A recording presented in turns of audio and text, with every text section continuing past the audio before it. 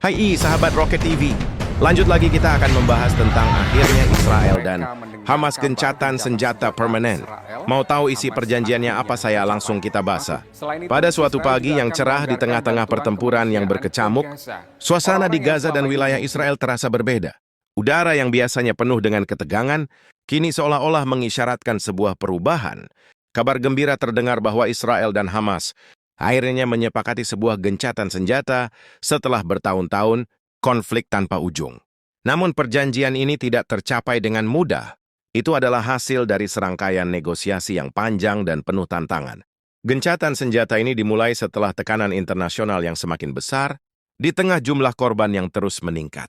Selama berminggu-minggu, pertemuan diplomatik antara mediator internasional dan kedua belah pihak berlangsung di lokasi yang tidak diumumkan.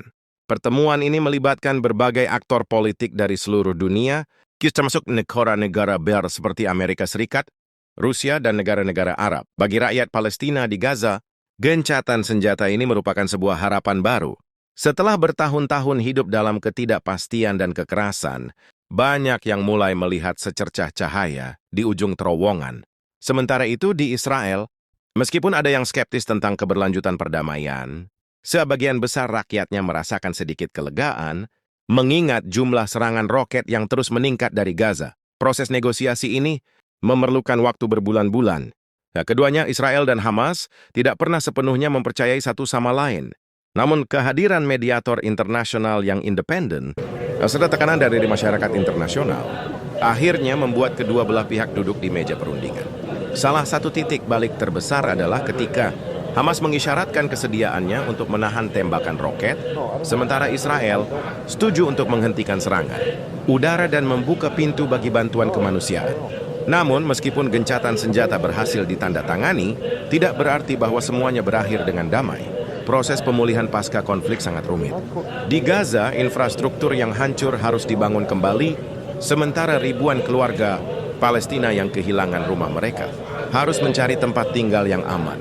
Sementara itu, di Israel, keamanan masih menjadi prioritas utama dengan kekhawatiran terhadap serangan yang mungkin datang dari faksi-faksi radikal yang menentang gencatan senjata.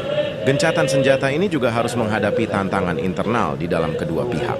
Hamas harus memastikan bahwa semua kelompok bersenjata di Gaza mengikuti kesepakatan tersebut, sementara Israel harus berhadapan dengan kelompok politik yang menginginkan tindakan keras terhadap Hamas. Proses ini tidak mudah dan seringkali terjadi pelanggaran kecil yang dapat membatalkan gencatan senjata tersebut. Namun meskipun ketegangan tetap ada, perlahan-lahan masyarakat mulai merasakan perbedaan. Di jalan-jalan Gaza, ada yang mulai menanam pohon sebagai simbol harapan. Di Tel Aviv, orang-orang mulai kembali ke kehidupan sehari-hari, meskipun kesedihan masih menyelimuti banyak hati. Gencatan senjata ini menjadi titik awal yang lebih baik daripada yang sebelumnya. Para pemimpin dari kedua belah pihak, meskipun penuh dengan rasa curiga, menyadari bahwa hidup dalam konflik tidak dapat diterima selamanya.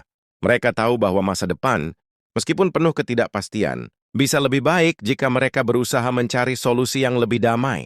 Gencatan senjata ini hanyalah permulaan, dan dunia berharap bahwa suatu saat nanti, perdamaian yang lebih permanen dapat tercapai. Setelah beberapa minggu berlalu sejak gencatan senjata ditandatangani, suasana yang dulu penuh dengan ketegangan mulai berubah. Meskipun ada harapan baru, masih banyak tantangan yang harus dihadapi oleh kedua belah pihak. Keamanan tetap menjadi masalah yang sangat sensitif, dan setiap insiden kecil dapat dengan cepat memicu kekerasan kembali. Di Gaza, bangunan yang hancur akibat serangan udara Israel perlahan mulai dibangun kembali. Namun situasi kemanusiaan masih sangat memprihatinkan. Ribuan keluarga kehilangan tempat tinggal dan hidup dalam kesulitan, mengandalkan bantuan internasional yang terbatas.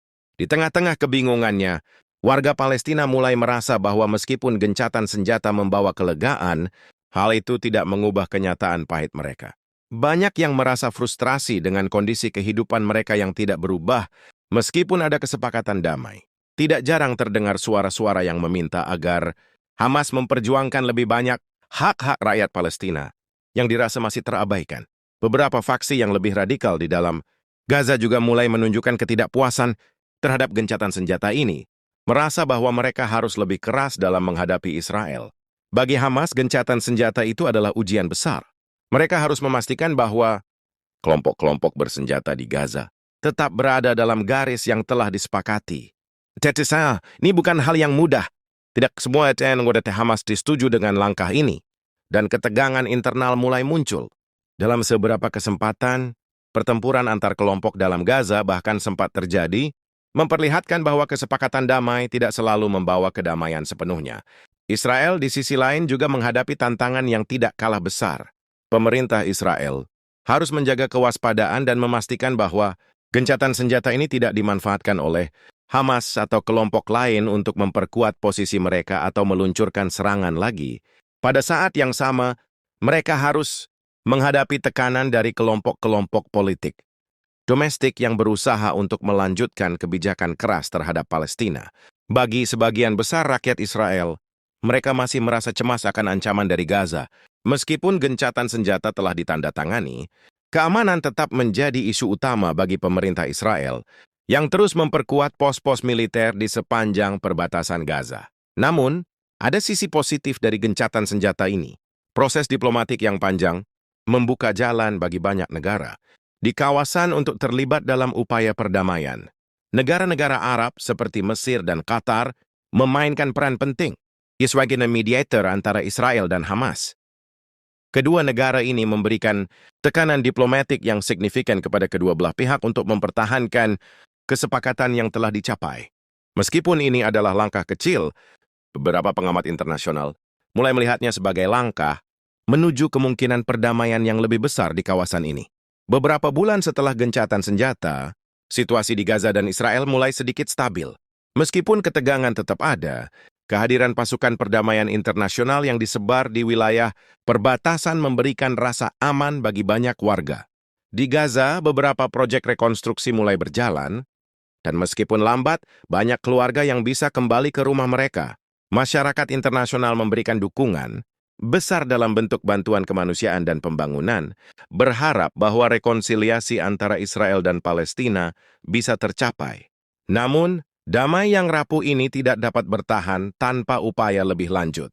Setiap kesepakatan damai pasti membutuhkan waktu untuk diterima oleh kedua belah pihak dan dilaksanakan dengan penuh komitmen. Israel dan Hamas, meskipun sudah menandatangani gencatan senjata, harus menghadapi kenyataan bahwa perdamaian sejati tidak akan datang hanya dari sebuah perjanjian formal. Mereka harus berkomitmen untuk menyelesaikan masalah utama yang telah bertahun-tahun meresahkan status Yerusalem, hak pengungsi Palestina, dan pengakuan terhadap negara Palestina yang merdeka. Perlahan-lahan, meskipun penuh tantangan, tercipta mekanisme komunikasi yang lebih baik antara Israel dan Hamas. Meskipun jarang, pemimpin kedua belah pihak kadang-kadang berbicara melalui saluran diplomatik untuk menghindari eskalasi konflik. Pembicaraan mengenai masalah-masalah yang lebih besar, seperti pembentukan negara Palestina yang merdeka, mulai diajukan, meskipun hanya dalam tahap awal. Namun harusnya muncul dari kalangan muda, baik di Gaza maupun di Israel, yang mulai lebih berani untuk bermimpi tentang masa depan yang lebih damai dan penuh pengertian. Di Gaza, seorang pemuda bernama Ahmed, yang dulu tumbuh dalam bayang-bayang peperangan, mulai melihat dunia dengan pandangan yang berbeda. Ia dan teman-temannya mulai bekerja untuk membangun kembali komunitas mereka dengan semangat yang baru. Mereka berharap bahwa gencatan senjata ini bukan hanya berhenti pada jeda sementara, tetapi bisa menjadi titik awal bagi perbincangan yang lebih besar dan lebih mendalam tentang perdamaian yang langgeng. Ahmed bermimpi suatu hari nanti bisa berjalan di jalanan yang bebas dari kekerasan, berbicara dengan teman-teman Israel, dan berbagi kisah kehidupan mereka tanpa rasa takut. Di sisi lain di Israel, pemuda-pemudi seperti Yara juga merasakan perubahan. Yara, yang sering kali terbangun di malam hari mendengar siren roket, merasa lega dengan gencatan senjata ini. Namun, ia tetap khawatir akan masa depan. Ia tahu bahwa perdamaian sejati tidak bisa datang hanya dengan menekan tombol untuk menghentikan perang. Itu harus dimulai dari pemahaman dan rekonsiliasi. Dositas yang telah lama terpisah oleh dinding kebencian dan ketakutan. Gencatan senjata antara Israel dan Hamas bukanlah akhir dari perjalanan panjang menuju perdamaian. Namun itu adalah langkah pertama yang penting. Dunia menyaksikan dengan harapan bahwa jika kedua belah pihak dapat menemukan titik temu di tengah ketegangan yang luar biasa ini, maka mungkin saja suatu hari nanti Perdamaian yang lebih stabil dan berkelanjutan bisa tercapai di tanah yang penuh dengan sejarah dan konflik ini.